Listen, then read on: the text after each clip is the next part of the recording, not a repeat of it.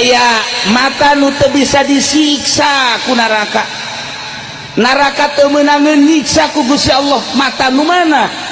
Cak Kangjeng Nabi, wa hurrimatin naru ala ainin damaat, diharamkeun neraka jahanam nyiksa mata. Mata nu damaat nu sok ngaluarkeun cai mata, yakni nu sok ceurik. Damaat min khosyatillah, ceurik lantaran sieun ka Gusti Allah. Di mana-mana mata urang ceurik mikiran dosa, sieun biasa ka Gusti Allah. Datang ka ngurucut cai mata, paeh urang jahanam.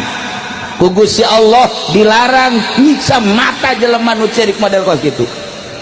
Lamun mata teu meunang disiksa, seluruh awak ka bawah ku mata ulah disiksa. Ya Allah ya Rabbi. Jadi sieun nu matak di beuleum we haju di aur-aur ku sebab sieun ka aing. Sieun Gusti. Sieun ka siksa aing sangat sieun, abdi teh kumbung-bungna disiksa. Abdi mah ieu teh bener-bener ngaak.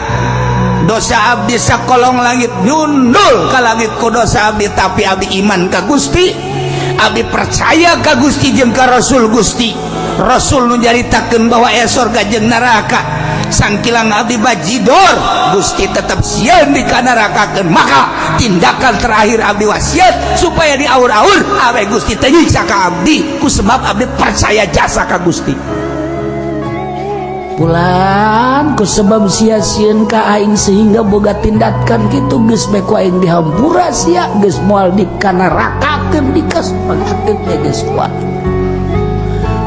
Gusti nun jasa tuh abdi ieu di ka sorga ku sebab naon? Boga kayakinan sia jeung sia-sieun ka aing.